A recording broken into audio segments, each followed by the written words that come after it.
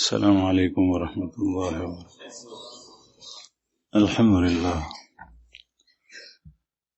نحمده ونستعينه ونستغفره ونؤمن به ونتوكل عليه ونعوذ بالله من شرور أنفسنا ومن سيئات أعمالنا من يهده الله فلا مضل له ومن يضلله فلا هادي له ونشهد أن لا إله إلا الله وحده لا شريك له ونشهد أن سيدنا ومولانا محمدا عبده ورسوله.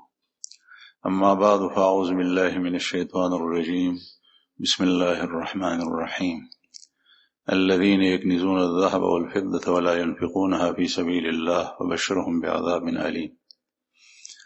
وقال تعالى في مقام آخر: ويل لكل همزة لمزة الذي جمع مالا وعدده يحسب أن ماله أخلده كلا لينبذن في الحطمة وما أدراك ما الحطمة نار الله الموقدة التي تطلع على الأفئدة إنها عليهم مؤصدة في عمد ممددة. وقال النبي صلى الله عليه وسلم: بني الإسلام على 5: شهادة أن لا إله إلا الله وأن محمد رسول الله وإقام الصلاة وإيتاء الزكاة والحج وصوم رمضان، أو كما قال عليه الصلاة والسلام. صدق الله العظيم وصدق رسوله النبي الكريم ونحن على ذلك من الشاهدين والشاكرين والحمد لله رب العالمين. درود شریف وایي. اللهم صل على محمد وعلى آل محمد صليت على إبراهيم. ګرانو قدرمنو مسلمانانو ورونو، رمضان المبارک روزي مبارک میاش هغه کې یو څو ورځې پاتې دي او د رمضان نه مخکې د هغې تذکره ضروري ده،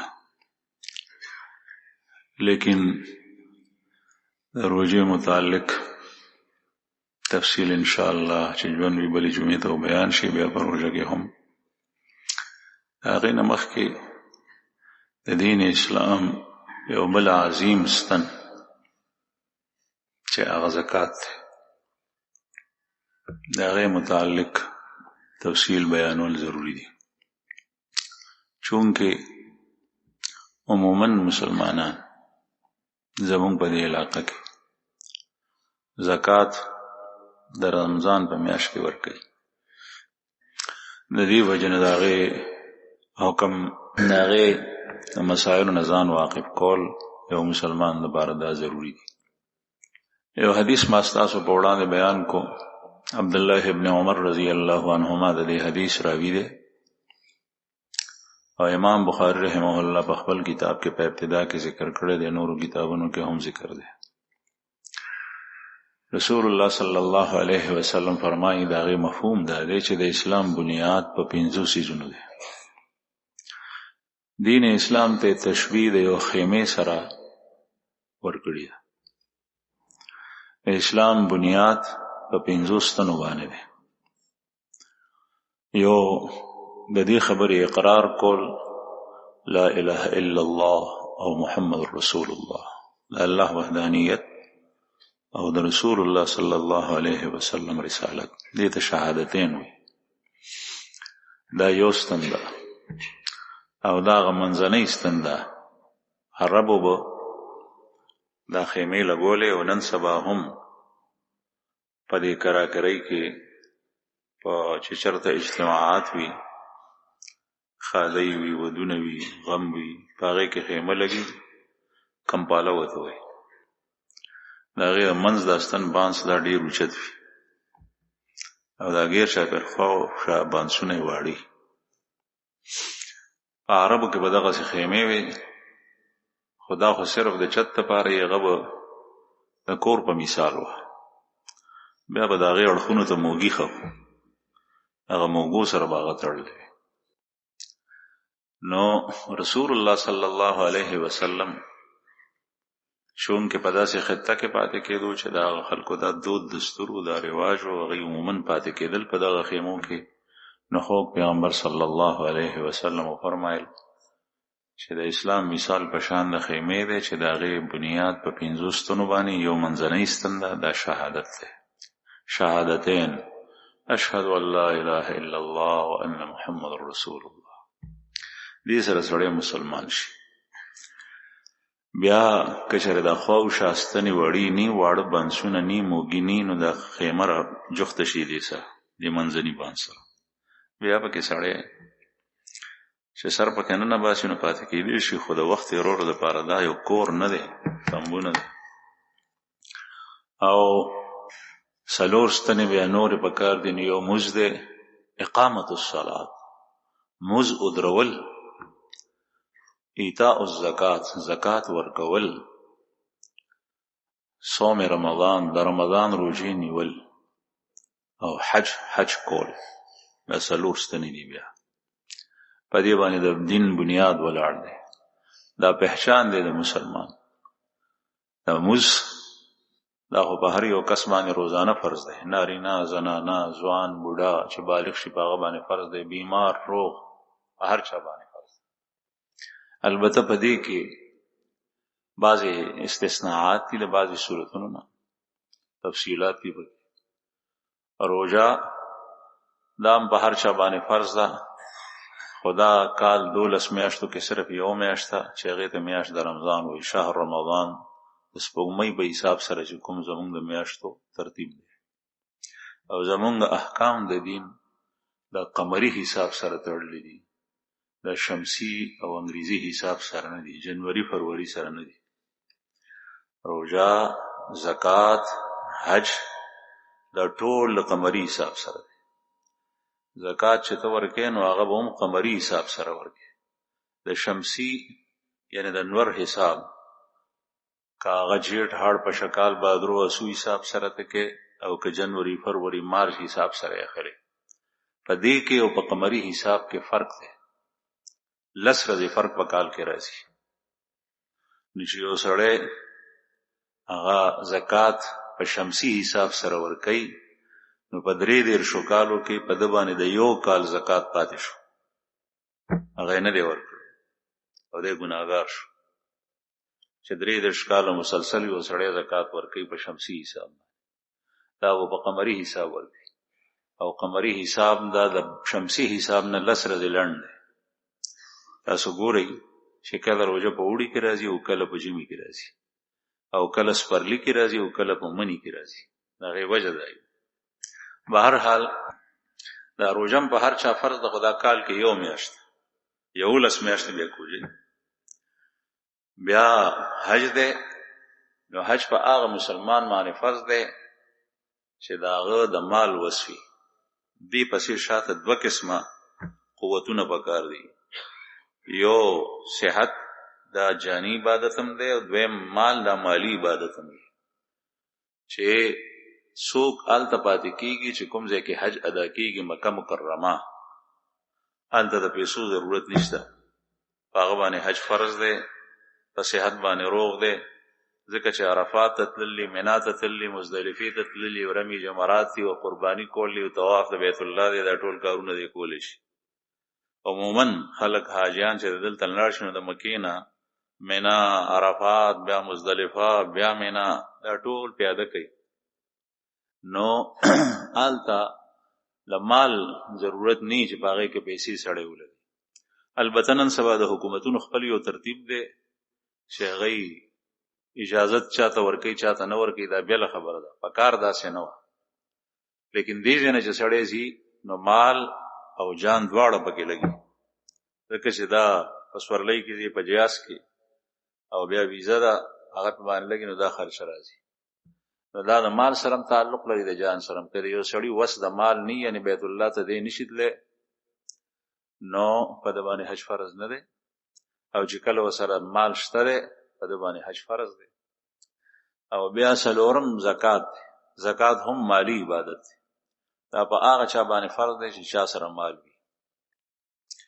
مال کې زکات ورکول کېږي، دا صرف او صرف مالی دی. په دې کې جان ته ضرورت نشته.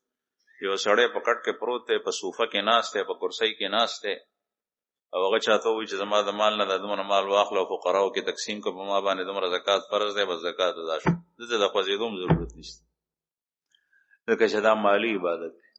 به هر حال زکات دا فرض دی. صدقې لفظ قرآن کریم کې د رسول الله صلی الله علیه وسلم په احادیثو کې استعمال شوی دی. نو صدقه زکات هم شامل ده او د زکات نه علاوه نور ته هم شامل ده. په دې مال کې دا زکات فرض دی. بعضی سیزونه پکې واجب دي او بعضی سیزونه د حالاتو په مناسبت سره فرض کیږي، اسې فرض نی. لکه مثلا ستا په گاوند کې یو غریب سړی دی مسکین، هغه باندې نهرې تیریږي او ته داسې یې چې الله جل شانه تا ته مال درکړی دی، د هغې ګاونډي سره تعاون کول، د هغه د خرچې د خوراک څښاک د هغه د بچو انتظام کول، دا به تا فرض دي. تا نه په ورځ د قیامت الله جل جلاله تپوس کوي. تر دې پورې رسول الله صلی الله علیه وسلم فرمایي پخوا به عربو اوښې ساتلي اوښان او بیا به اوبو دپاره به هغه څاروي بوتلل، ډېر لرې لرې بتلل، ځکه چې اوبه به هر ځای کې نه وي. نو نبی کریم صلی الله علیه وسلم فرمایي چې کله یو سړی خپل اوښان اوبو ته بوزي او په هغې کې لنګې اوښې وي او چې کله کوم ځای ته اوبو ته لاړو، نو د عربو په دا رواج و چې اوښان به هلته اوبو ته بوتلل، نو تلو سره به یو ځل اوښ اوبه وڅښلې، بیا به د اوښان هلته کې کېناستل، دې ته به عطن وي، ګیر چاپېر د کوی نه، بیا به ناستو شون به کولو، بیا به پاسېدل، په دوباره به اوبه وڅښلې، بیا به کله کله په دریم ځل به وڅښلې. نو دا ګیر چاپېر چې به د اوښان ناستو، دې ځای کې به فقرا او مسکینان راغلي وو چې هغوی به خوراک څښاک سنو. بیا به دې خلکو باندې دا لازم وه، د الله رسول فرمایي چې هلته څوک وي چې ته هغوی ته د پیو انتظام وکړې، پی ورکړې، په هغوی باندې وڅښې. دا د زکات نه علاوه دی. یا مثلا مسلمانان غازیان مجاهدین د کافرو سره جنګیږي، ستا د جنگ وس نشته لیکن تا سره مال دی، هغوی ته د اس ضرورت دی، د ټوپک ضرورت دی، د توري ضرورت دی، د غشي لیندې ضرورت دی، د خرچې ضرورت دی، نن سبا د ټوپک او د ګولو ضرورت دی، وغیره وغیره د وسلې. دغه وخت کې په تا باندې فرض دی چې ته د هغې مجاهدینو مدد وکړې چې کافر په هغې باندې غالب او وړ رانشي. رسول الله صلی الله علیه وسلم فرمایي من غزا من جاهد فهو فی سبیل الله ومن جهز غازیا فهو فی سبیل الله ومن خلف غازیا فی بیته فهو فی سبیل الله او کما قال علیه الصلاة والسلام. کوم سړی چې جهاد ته لاړو نو دا د الله په لار کې دی، جنګ چې کوي، او کوم سړی چې یو غازی جهاد ته د تلو دپاره تیار کو نو دا هم د الله په لار کې دی، مجاهد دی. او تیارول نه مطلب دا دی چې دا چې کوم لباس زغره پکار ده هغه زمانه کې، نن سبا چې څه پکار دی هغه د نن زمانې سره دی، چې کوم شی پکار دی هغه ټول ساز و سامان او د لارې خرچ دته ورکو، دا داسې شوه لکه دی په خپله په میدان کې جنګیږي.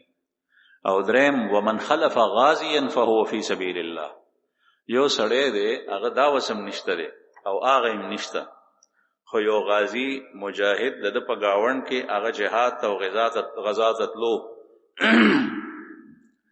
بیا دو ته وایي چې وروره ته د خپل کور او د بچو د فکر نه بېغمه شه، ستا د بچو ستا د کور فکر به زه داسې کوم لکه زه د خپل کور او د خپلو بچو کوم.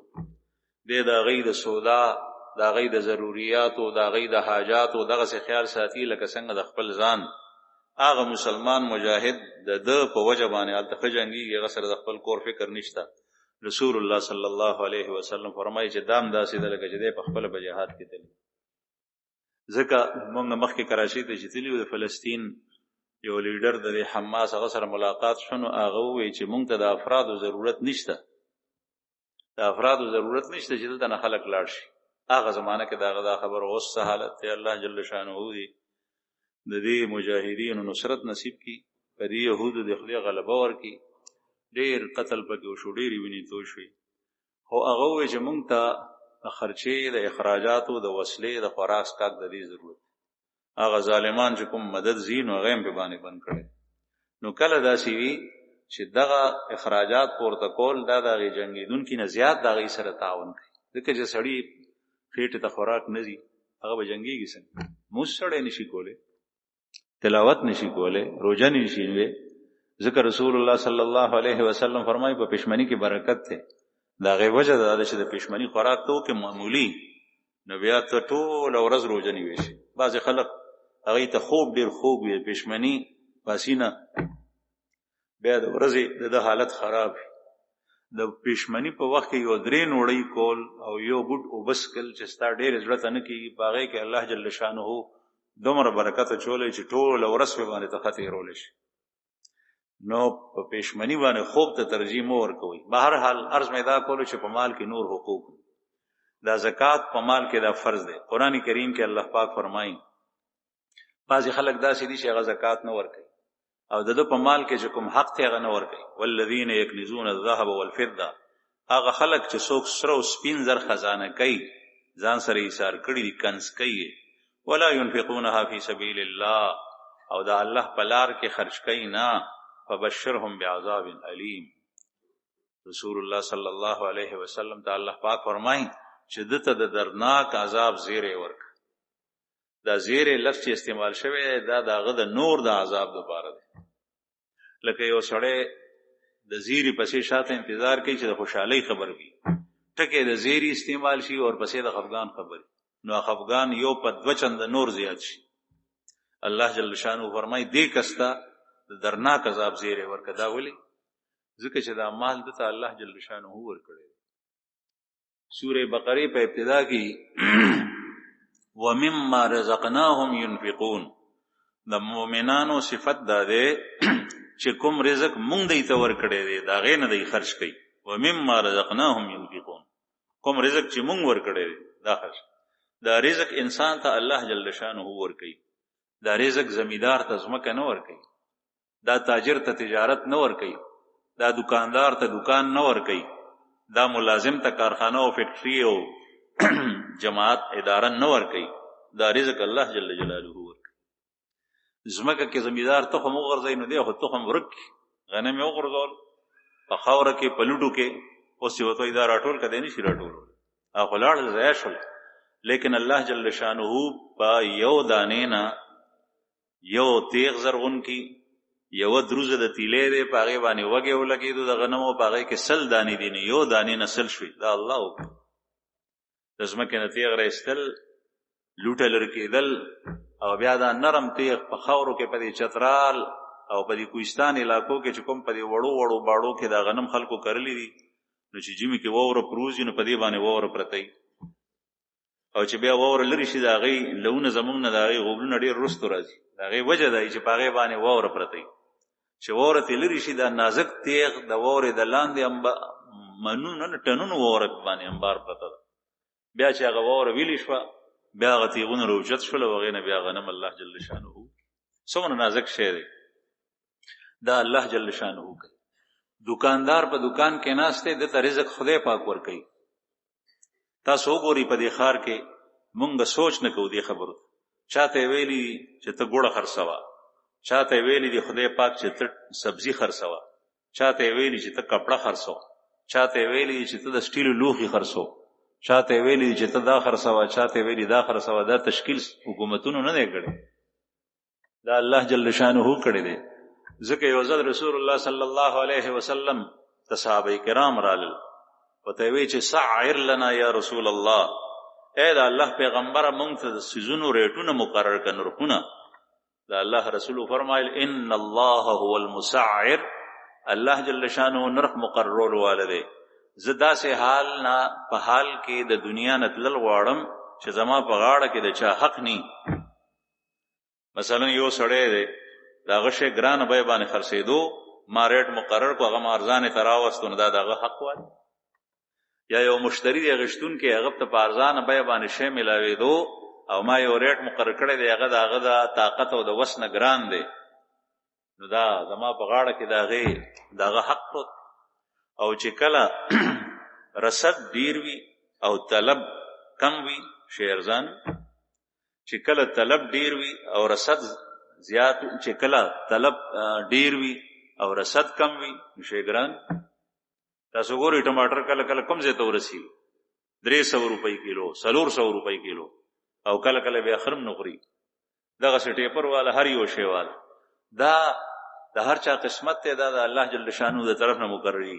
دا نن سبا چې دا ریټونه مقرري او موږ وایو چې دا جایز دي، دا ځکه چې کله کله خلک زیاتې کوي لوګونه چې یو شی دی مثلا مارکیټ والا خپل صدر جوړ کړي، هغه وایي چې د دې نرخ نه به نخ کته کوو او هغه په ارزانه بیه باندې خلکو ته ځي کې چېرې دا ګروپ بندي پکې نه وي او د مارکیټ دا پالیسي نه وي، ټول هړتال کوي، احتجاج کوي چې موږ شی نه خرڅوو ځکه چې دا ارزان دی. نو که چېرې دا پرېږدي دغسې خلکو ته، بیا ګاهک او تاجر دی په خپله کې ښه پوهېږي.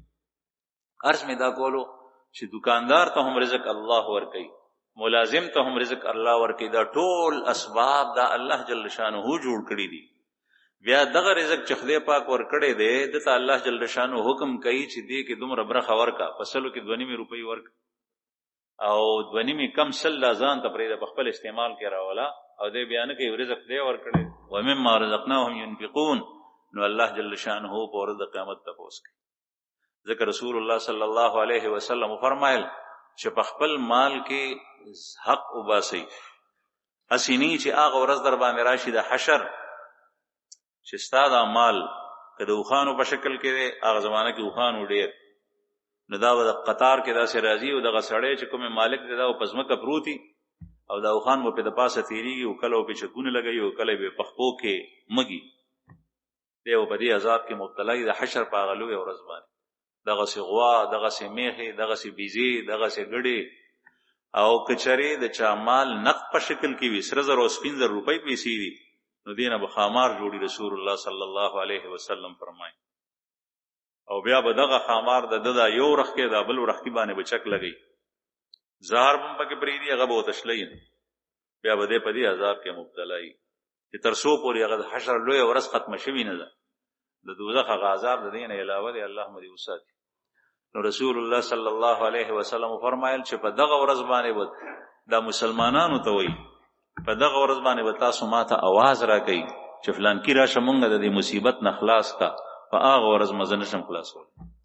نن وخت دی که چېرې په خپل مال کې تاسو دا حق ادا کوئ، نو هغه لویه ورځ باندې به دغه ذلت او دغه رسوایي او دغه عذاب او دغه تکلیف نه وي. اوس درته ویم بیا نه، ځکه نبي کریم صلی الله علیه وسلم یو ځل د خپل خاندان او د خپل ټبر خلک راغونډ کو، بنو عبدالمطلب، بنو هاشم، فلانکي اوس چې زمانه څه غوستی شي وغواړه سبا په ورځ د قیامت زه ستا مدد نشم کولی، تر دې چې خپله لور بي حضرت فاطمه رضی الله عنها هغې ته یې وویل، خپله ترور حضرت صفیه رضی الله عنها هغې ته وویل چې ما نه که دنیا کې څه مطالبه کوئ، مثلا صادر دی، کپړه ده، بل یو شی دی، دا ما نه غواړې نو دا در کولی شم، لیکن په ورځ د قیامت باندې د الله جل جلاله د عذاب نه زه ستاسو نشم خلاصولی، دا به ستاسو ایمان او ستا عمل ته خلاصوي. نو دلته الله جل شانه فرمایي والذین یکنزون الذهب والفضه، هغه خلک چې څوک ذخیره کوي سره زر او سپین زر، ولا ينفقونها فی سبیل الله، او د الله په لار کې نه ورکوي، فبشرهم بعذاب علیم، دوی ته زیری ورکړه د درناک عذاب. یوم یحمى علیها فی نار جهنم، چې کله به دوی ته داغ ورکولی کېږي د جهنم په اور کې په هغې مال سره، فتقوى بها جباههم وجنوبهم وظهورهم، بیا به دوی ته داغ ورکولی کېږي، هغه مال به ګرم شي، هغه الله جل شانه په هر څه باندې قادر دی، او بیا به د هغې داغ ورکولی کېږي عذاب، لکه څنګه چې نن سبا اوسپنه سړی ګرمه کړي لوار او چاته یې نږدې کړي بدن ته، نو دغسې به دوی داغلی کېږي، جباههم د دوی تندي، وجنوبهم د دوی اړخونه، وظهورهم او د دوی شاګانې. بعضې حضرات مفسرین وایي چې قرآن کریم کې جباه ذکر شوي دي، تندی او اړخ، ښی اړخ او ګس اړخ، او ظهورهم شا، دا څلور اطراف ذکر شوي دي. ولې؟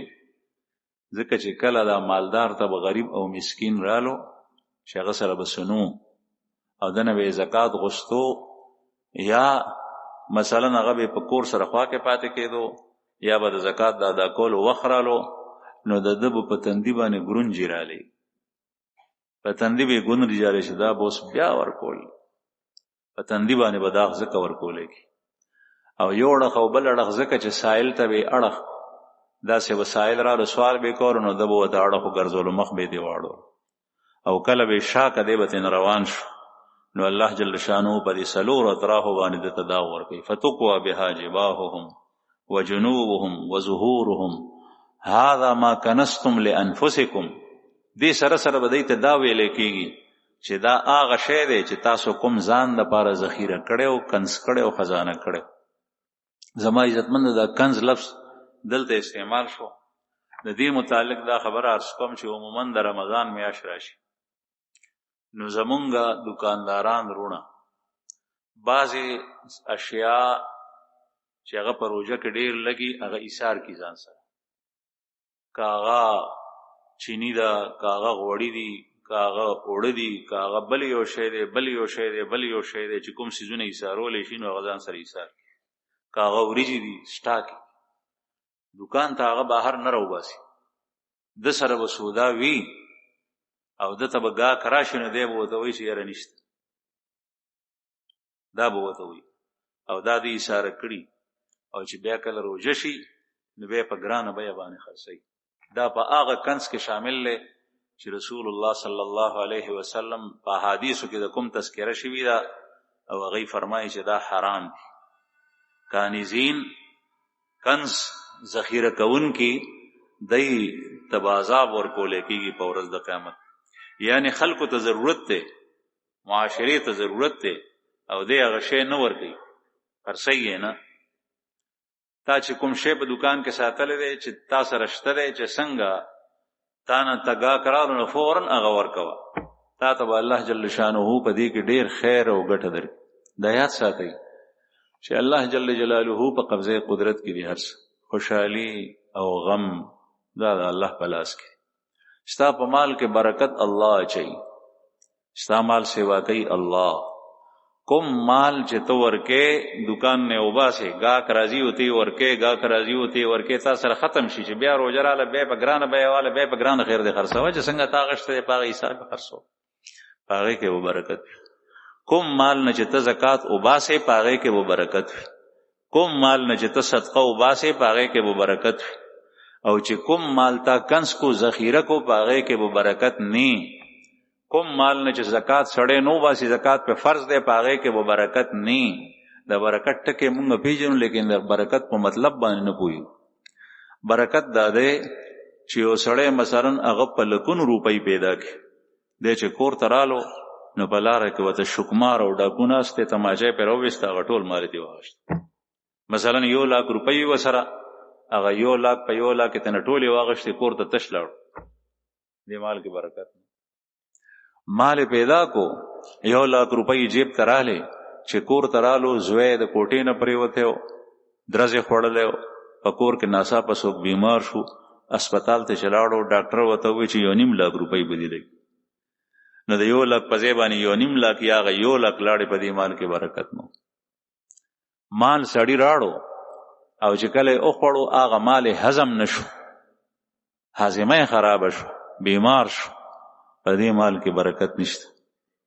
دغسې چې کوم یو مال په هغې طریقه باندې لاړ شي چې دی په باندې پوهېږي نه بیمارۍ ډېرې وي. عموما تاسو وګورئ د غریبانانو په کور کې د غټې بیمارۍ نه، الله جل شانه د هغې نه د هغه بچي و هغه ساتلي، د هغه په بیمارۍ باندې د هغه خرچه څومره کېږي 10 روپۍ او 50 روپۍ کېږي. او چې کوم سړی مال پیدا کوي او په غلطه طریقه باندې حاصلۍ ترلاسه کوي او په غلط مصرف کې صرف کوي د هغه په کور کې بیمارۍ آغی چې هغې باندې په لکونو روپۍ خرچ کړي. او دا م یاد ساتئ که چېرې ستاسو په ذهن کې داسې کس وي چې هغه حرام هم ګټي او بیا هم په هغه باندې یو مصیبت نه راځي هغه مال هغه سره ټول جمع دی نو دا ډېره خطرناکه خبره ده، ځکه چې الله جل شانه د ده نه داسې ناراضه دی چې خدای ورته وایي چې څه کوې هغه کوه، زه به تا سره بیا وروسته پوهېږم. چې کله په دنیا کې مصیبت په مسلمان باندې رالو د هغه د ګناه او د معصیت په وجه نو دې سره د هغه ګناه معاف کېږي کمیږي. او چې کله په دنیا کې مصیبت رانلو دی خورسکي ښه صحتمند دی. رسول الله صلی الله علیه وسلم یو ځل مبارک په مجلس کې ناست یو عربي رالو بدو د بهر نه رالو صحابه کرام هم ناست. رسول الله صلی الله علیه وسلم هغه ته وایي چې ام ملدم پیژنې؟ ام ملدم پیژنې؟ دا در باندې چې راغلی ده هغه ته وایي چې ملدم څه شی دی؟ رسول الله صلی الله علیه وسلم ورته فرمایل الحما. هغه ورته وایي چې حمام نه پیژنم دا څه شی دی؟ وی تبه چې د سړي د غوښې او د څرمنې ترمنځ د رګونه چې کوم دی نو دا ګرم شي او دردونه په بدن کې پیدا شي، تبه یې ورته یادوله. تبه هغه وایي چې ټول عمر کې مې تبه نه ده لیدلې، نه پیژنم چې دا څه شی دی. بیا یې ورته وفرمایل چې صداع در باندې چېرته راغلي دی؟ صداع. هغه عربي بیا وایي چې صداع خو زه نه پیژنم دا څه شی دی. رسول الله صلی الله علیه وسلم ورته وفرمایل چې سرخوږی دی، په سر کې رګونه پړکار کوي او سړی وایي چې دا سر مې ماتیږي، دومره دردونه کوي. سرخوږی ورته یادول. وایي چې نه ټول عمر کې په ما دا نه ده راغلي، زه یې نه پیژنم. بیا داسې روان شو شایکه. رسول الله صلی الله علیه وسلم حاضرینو ته وفرمایل که څوک جهنمی ګورئ نو دا دی، ځکه چې په ټول عمر کې په ده باندې بیماري نه ده راغلې. نو مسلمان باندې کله بیماری راشي، نبی کریم صلی الله علیه وسلم فرمایي چې د مسلمان مثال هغه پشان د غنمو دی، د فصل. اوس نن سبا چې غنم په کوم کور کې دي دغسې چې لا پې وږی نه دی لګېدلی او د ځمکې نه اوچت شوي، په ده باندې چې سیلۍ راشي د پګړ نه هواګانې چلیږي نو داسې کوږ شي دا بوټی د غنمو، داسې کوږ شي، داسې کوږ شي، داسې کوږ شي، خو ماتېږي نه. او رسول الله صلی الله علیه وسلم فرمایل چې د نختر ونه په غره کې چې نیغه خطي په هغې باندې چې زول او سیلۍ راشي نو ناڅاپه یو ټس شي هغه وغورځي، هغه کږېږي نه، خو چې کله پې د هوا زور رالو نو ټس سره هغه ماته شي. نو د کافر مثال داسې دی چې په هغه مصیبت رالو بس هغه هلاک شو، ضایع شو. او د مسلمان مثال داسې دی چې په ده باندې تکلیف راشي، کله تبه، کله سرغوږی، کله په مال کې تاوان، کله یو شی کله بل شی، لیکن دې په هغې کې د ده پرورش کېږي او هغه لویېږي، د غنمو دا بوټی لویېږي په هغې کې. دغسې دا مسلمان په هغې کې ترقي کوي. عرض مې دا کولو چې کله د دې د وجې په مسلمان باندې مصائب او تکالیف راځي نو که ته د هغې نه ځان بچ کول غواړې او ته وایې زما په مال کې برکت وي او دا ورځې زما نه لیدې نو خپل مال کې حق ادا کو. او که چېرې یو سړی داسې وي چې په هغه دام کوي او دې سره په هغه باندې څه تکلیف هم نه راغلی نو دا د هغه دپاره ډېره خطرناکه ده. الله جل شانه دې مونږ وساتي، ځکه چې د هغه دپاره هغه ټول تکلیفونه په آخرت کې ذخیره کېږي. بهرحال قرآن کریم کې الله پاک فرمایي چې ده ته به وویلی شي هذا ما کنزتم لانفسکم فذوقوا ما کنتم تکنزون. دا هغه شی دی چې تاسو ځان دپاره ذخیره کولو، پیسه مو په پیسه کې خوا. او بل صورت کې الله پاک فرمای ویل لکل همزه لمزه، ویل لکل همزه لمزه الذي جمع مالا وعدده. هلاکت ته، تباہی ده، بربادی ده، د جهنم عذاب ده هغه چا دپاره چې هغه د خلکو عیبونه لټوي. لکل همزه د خلکو عیبونه لټوي، فلانکي کې دا عیب دی، ډنګړي کې دا عیب. لمزه او بیا پیغورونه خلکو ته ورکوي. رسول الله صلی الله علیه وسلم په زمانه کې او بعض منافقین داسې قرآن پاک آیت به ووي او مسلمانانو پورې به خاندل. الذي جمع مالا وعدده، چې کوم سړی مال جمع کوي او بیا په شمیر باندې کیږي، وعدده په شمیر باندې کیږي، او پس درېیمه ورځ باندې په پنځمه ورځ باندې 10 ورځې په 20 ورځې پسې بیا شماري دا ورته خوند ورکوي او دې په هغې کې د الله جل شانو حق نه ادا کوي. د الله رسول فرمایي د دپاره تباهي ده او بربادي ده.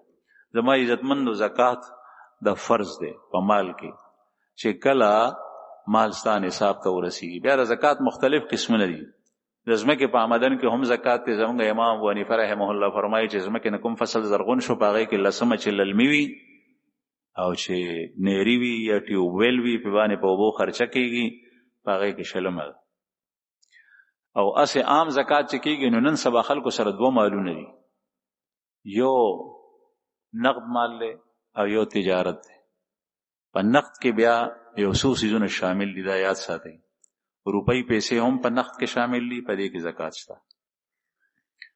او سره زر هم په نقد کې شامل دي، په دې کې زکات شته، اگر که د زنانو کالې ولې نه وي. سپین زر هم په نقدو کې شامل دي، په دې کې زکات شته. بانډونه، دا بانډ چې دی، بانډ په نقدو کې شامل دي، په دې کې هم زکات شته. یا چې کوم سرټیفیکیټ ته کاغذونه دي پاغه پسې شاته نقد پیسې دي دا غیر رسید دی هغه تاسو سره پرتی دي بعضې کمپنیان دا سی وی چې پاغه کې دا کیږي پاغه ټولو کې زکات ته او دا په نقدو کې حساب پدې کې زکات ته او په نقدو کې زکات دا پسلو کې 2.5 روپۍ دی په 200 کې 15 روپۍ دي او دا چې کله نصاب ته ورسیږي نو الله پکې زکات دی الله جل شانه په لګو پیسو کې زکات نه دی فرض کړي او نصاب څومره دی دا د سرو د سپینو زرو په حساب سره دی او سپین زر 2.55 تولې 52 تولې چاندي 2.55 تولې سپین زر او 2.55 تولې سپین زر یاد هغه قیمت نو چې کله سړی زکات ورکوي په هغه ورځ باندې ځکه چې قیمتونه ښکته پورته کوي په هغه ورځ باندې د چاندي تپوسو بازار کې وکا چې توله پسو ده بیا د 52 تولې چاندي پیسې جوړې که روپۍ بیا وګوره چې ما سره دومره روپۍ شته او چې کله دا روپۍ تا سره وي مثلا نن چې کوم تاریخ ته په نننی تاریخ هم د سره وي کال په تیر شو بیا هم د سره دي که په منځ کې کمې زیاتې شوي نه شوي او کال تیر شو بیا د سره هغه نصاب ته یاد هغې نه زیاتې پیسې دي نو په تا باندې زکات فرض دی دا نقد دي دویم په سرو زرو سپینو زرو کې زکات فرض دی یو سړی دی هغه سره زر دي سره زر دي دا سره زر بیا دا د ګوتو په شکل کې دي ګوتمې دي یا د زنانو کالی دی چې په غوږونو کې په غاړه کې اچوي وغیره وغیره یا دا سړی سره خښتې پرتې دي د سرو زرو وړې یا غټې په دې کې زکات شته دغسې سپین زر دا هم په نقدو کې شامل دي نو دا درې واړه څیزونه په نقد دویم هغه بانډونه چې هغه د کاغذ په شکل کې تا سره دي او چې تا هغه ورکړې نو تا ته هغه شات پیسې درکوي نو دا هم په نقدو کې شامل دي او نن سبا دا روپۍ پیسې دا په نقدو کې شامل دي په دې کې زکات په همدغه حساب سره دی چې په سلو کې 2.5 روپۍ نو که یو سړي سره 1 लाख روپۍ وي نو په هغې کې 2.5 روپۍ زکات دی او چې 2 لکه روپۍ وي نو 15 روپۍ زکات دی پکې او چې 4 لکه وي نو 10 روپۍ زکات پکې راوځي نو دا آسان دی الله جل شانه تا ته امر کوي چې په سلو کې 2.5 روپۍ ورکا په 1 लाख کې 2.5 زره ورکا 2.5 زره ورکول هیڅ ګرانه خبره نه لیکن دې سره هغه مال پاک شي او دویم شی مال تجارت مال هغه ته ویل کېږي چې کوم شی تا د خرڅ په اراده باندې اخلي تا سره پروت دی به خرڅه هغه نن تا واغشتو نن نه خرڅ کو او دغه سلسله جاری ده دکان دی مثلا پروسه کالم وسه کالم شته کلونه په دې باندې تیریږي د دې زکات ورکړي کاغه کپڑا دا کاغه لوخي دي کاغه غذا دا د خوراک سيزونه دي وغیرہ وغیرہ کاغه زمکه دا یو سړی د پراپرټي کار کوي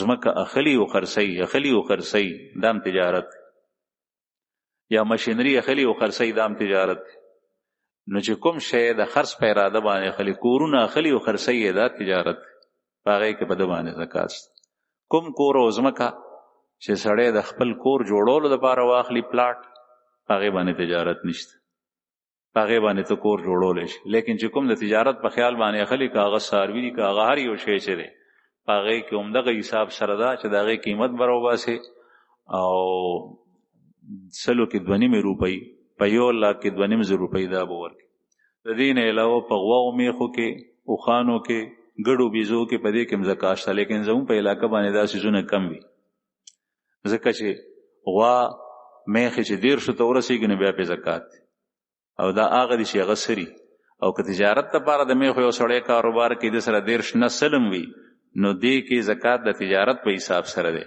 او چې چا ساتلی وي او هغه په سران باندې سری ټول کال دا غي زکات بیا د شمیر په حساب سره دی پاره کې په ډیر شو کې یو ور کوي دغه چې څومره وي هغه زکات په باندې سیوا کی دغه چې په ګډو بيزو کې مده چې هغه د سران وي او کاغه تجارت لپاره ساتلی نه پاغه کې بیا زکات د تجارت په اراده یعنی راولي او خرڅي د تجارت او که نسل سیوا کیږي سری نو پاغه کې بیا ځان ته جدا زکات ته بهر حال دا زکات ورکول فرض دي دا زکات کال پس د دې ادا کول فرض مثلا نن رس کوم تاریخ ته په دغه تاریخ باندې تاسو سره پیسې رااله او دا غي پیسې دومره دي چې 52 تولې چاندي پاغه باندې کیږي یا دا غي نه زیات دي اوس بل کال ته چې بیا د سپوږمۍ په حساب سره دغه تاریخ راشي نو ته وګوره تا سره هغه پیسې په هماغه مقدار سره موجود دي یا هغې کې زیاتې راغلی دی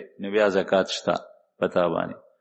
او که اوس هغه پیسې نه کال پوره کېدو نه مخکې هغه ټولې لاړې یا هغه نیمې شوې نصاب ته اوس نه رسي زکات در باندې نشته. او که داسې وشي چې دې پیسو سره نورې پیسې ملګرې شوې او هغه یو هفته یا یو میاشت شوي چې راغلي دي نو هغه پیسې به هم په دې کې جمع کېږي، زکات به په ټولو باندې په هغه ور راځي. په هر یو پیسه باندې بیل کال تیرېدل ضروري نه دي بلکې هغه نصاب باندې کال تیرېدل ضروري دي. هغې سره چې بیا کوم پیسې راځي که په هغه پیسو نه پیدا شوي پیسې وي یا په بله طریقه ستا لاسته راغلي او یو هفته مخکې یا یو ورځ مخکې پیسې تا سره راغلي، مثلا یو سړي سره 15 لکه روپۍ وي او نن د هغه زکات کال پوره کېدو چې 2 ورځې مخکې یو ورځ مخکې هغه سره 15 لکو سره 1 لک روپۍ نور راغلي نو دی به زکات د 6 لکو وباسي.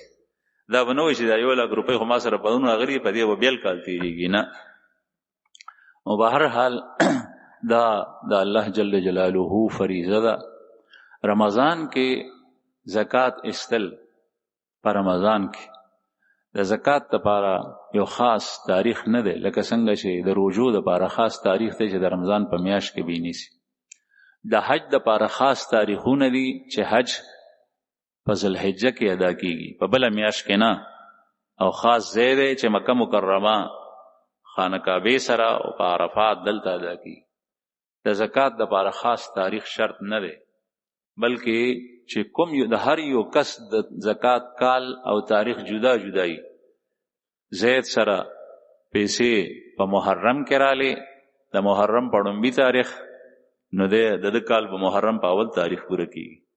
بکر سره نصاب مال جوړ شو د سفر په ړومبي تاریخ نو د کال په بل کال ته د سفر په ړومبي تاریخ باندې پوره کیږي. او عمر سره د ربیع الاول په ړومبي تاریخ باندې مثلا نصاب مال جوړ شو نو د کال به پوره کېږي د ربیع الاول په ړومبي تاریخ باندې. دا د هر چا خپل لیکن بعضې خلک داسې چې هغه سره مال راغلی هغه دا نه ګوري چې آیا ما سره دا پیسې کله نصاب ته رسېدلې وي، دته پته نه هېرې وي. نو که چېرې دغه کس یو تاریخ ځان ته متعین کړي یا په روژه کې دی په یو خاص تاریخ باندې زکات ورکول غواړي نو دی کولی شي. البته هغې کې دا کوشش پکار دی چې سړی لږ سیوا ورکړي، ځکه کېدی شي چې تاریخ ما نه ګډوډ شوی او په ما باندې مطلب دا چې زکات مخکې فرض شوی او ما وروسته ورکړی د وخت نه، یو میاشت مخکې را باندې کال پوره شوی او ما وروسته ورکړې نو دغه وخت کې دا په منځ کې چې کومې پیسې راغلې د دې زکات نه دی وتی. او رسول الله صلی الله علیه وسلم فرمایي که معمولی زکات هم ستا په مال کې پاتې شو نو هغه ټول مال ځان سره ګنده کړي. که ته خپل مال پاکول غواړي دې زکات ته زکات وایي ځکه چې زکات معنی طهارت ته پاکیت چې کله تا هغه وباسې هغې سره ستا مال پاک شي. لکه سړي کپړه چې نجس شوه او په اوبو باندې ووینځله او نجاست یې لرې کو نو کپړه پاکه شوه. لوښی نجس شو ماشوم پکې بول وکړ او هغه یې په اوبو باندې ووینځله 3 ځله شوړی کو لوښی نو بیا هغه پاک شو. دغسې مال نه چې زکات ووتو نو مال پاک شو او چې کله مال پاک شو نو په هغې کې الله جل شانه برکت اچي. او که یو پیسه هم په هغې کې 1 روپۍ هم پاتې شو نو ستا د لکونه روپۍ دغه 1 روپۍ ځان سره ګنده کوي. بعضې زړونه داسې کوي چې هغه وایي چې د حساب کتاب خو ګران دی، مثلا زما دکان دی او د دکان ټول حساب خو دا ګرانه خبره، حالانکې چې کله ورسره شراکت دار وي نو بیا حساب کتاب کوي خو د زکات په موقع باندې نه کوي. دا ورته داسې فضول وخت ضایع کول ښکاري. زما عزتمندو چې څنګه د شراکت دار سره 2 کسان شریک وي او د روپۍ او د پای حساب کوي نو دغسې د زکات لپاره هم کو چې کله تا ته اسانه مخکې کوه چې کال راشي زما دغه حساب هغه یو شی هغه پکې یادوه. ځکه که چېرې دغسې په توک باندې یو سړی زکات ورکړي نو په هغې کې کېدی شي چې زیاتې لاړې شي، دام کېدی شي چې کمې لاړې شي. که زیاتې لاړې خو خیر دی، خو د دې خو پته نه لګي یقینا چې ما زیات ورکړی دی. که کمې لاړې په هغې کې 1 روپۍ هم ستا کمه ورکه نو هغه 1 روپۍ ستا په مال کې پاتې شو، هغې سره ټول مال ککړ شي او هغه پاکېږي نه. ځکه دا کوشش پکار دی چې ښه پوره طریقې سره حساب کې د دکان لپاره د حساب کولو طریقې یو دوه درې دي. یو دا ده چې پرچون شي خرڅه نو د پرچون هغه ریټ ته واچي په هغې باندې زکات ورکړي. دویم دا ده چې په توک باندې خرڅه د توک په حساب سره د ټولې سودا حساب وکړي د هغې چې څومره مالیت جوړیږي. مثلا د دکان مالیت د 4,000 روپۍ 4 لکه روپۍ شوې نو په هغې کې 10,000 شوې. 4 لکه روپۍ مالیت جوړیږي نو 10,000 روپۍ شوې. او درېمه دا ده چې د دکان حساب په دې انداز وکړي چې ما نه دې سودا سره د دکان زه خرڅوم زما ضرورت دی نو ما نه به څوک پیسو اخلي. نو چې په وکه باندې ټول دکان سړی خرڅوي نو په هغې باندې د 2 کسانو چې هغوی په حساب کتاب پوهېږي او د هغه وخت د ریټ نه خبري چې ثابت دکان څوک اخلي په وکه نو پیسو به یې اخلي. هغه حساب چې درته واچول د هغې حساب سره هم زکات ورکولی شي. په دې کې لغونه ډېره اسانتیا ده او سہولت ته. او هغه پرچون کې پیسې ډېرې زیاتې دي زکات در باندې ډېر راځي. په دې منځ کې د توک د حساب چې کوم دی نو دا زیات مناسب دی ځکه د توک په حساب سره که کپړه ده که هر یو شی چې دی هغه حساب ته واچو. د توک په حساب چې کله اچي نو بیا به د هغه ورځې قیمت نه اچي چې په کومه ورځ باندې تا هغه شی اغشتی و بلکې نن چې کله حساب کې کال لې پوره شو نو دا حساب وکړي. مثلا تا مخکې نه وریجې اغشتې وي هغه هرزانې وي 2 میاشتې مخکې میاشت مخکې دې اغشتې دي هغه سټاک تا سره اوس پروت دی. اوس چې کوم دی نو دا ته د توک په حساب سره دا په بازار کې د دې څه ریټ دی نو چې اوس کوم ریټ دی په هغه حساب باندې به تا اچي چې په کوم دی اغشتې هغه. تا ځمکه اغشتې وه تجارت په خیال پراپرټۍ کاروبار کې په هغې ځمکه باندې تا 80 لک روپۍ ورکړې وي. اوس د هغې قیمت 1 کروڑ ته رسېدلی دی چې ته یې خرڅې په چا باندې په آسان ریټ باندې په 1 کروڑ باندې د ناخلي زر په منډه ځي. دغه 1 کروڑ روپۍ باندې به ته زکات ورکې په هغه 50 لکه یا په 60-70 لاک باندې په هغې باندې. نو د رمضان په میاشت کې بیا د زکات ورکولو ما تاسو ته عرض وکړو چې کوم کس ته خپل کال معلوم وي په هغې کال په حساب سره په هغه تاریخ د زکات وباسي. لیکن که چېرې چاته نی معلوم د زکات په میاشت کې خلک ځکه مسلمانان وروڼه زکات ورکوي چې رسول الله صلی الله علیه وسلم فرمایي چې د رمضان مبارک میاشت داسې ده چې په هغې کې یو فرض او یو فرضو سره اجر خدای ورکوي او یو نفل په فرضو سره اجر ورکوي. چې نفل وکړې داسې شوه لکه د فرض وه لکه ستا کوټ چې په سونه باندې بدلیږي بازار ته کوټ یوسې او تا ته د هغې په بدل کې سونه درکړي. د نفلو اجر الله جل شانه په رمضان کې په فرضو بدلی. یعنی صدقه دی ورکا 50 روپۍ دی چاته صدقه او خیراتی ورکې په رمضان کې د دې د فرض او ثواب دې درکې. 2 رکعات نفل له وکړ د فرض او ثواب دې درکې. لیکن چې کوم سړی موز نه کوي دا د هغې بدل نه ګرځي. ګوره یاد ساتئ هغه فرض به ادا کوي او چې چا یو فرض وکړو نو هغه یو په 80 باندې الله جل شانه د هغې بدل ورکوي. نو چې کله سړی زکات په رمضان کې د کال پوره شوی دی یا مثلا معلوم وته نو چې زما کال کله پوره کیږي او دی په زکات کې ورکوي یا د کال پوره کیږي د وړوکي اختر په میاشت کې په شوال کې یا د ذیقعده په میاشت کې یا ذوالحجه کې او دی وایي چې راشه 3 میاشتې مخکې دا زکات ورکړه او په رمضان کې ځکه ورکوم چې الله جل شانه راضي شي خدای پاک په اجر ډېر راکړي. دا ډېره ښه خبره ده. الله جل شانه دې موږ ته په ښو خبرو د عمل توفیق راکړي. واخر دعوانا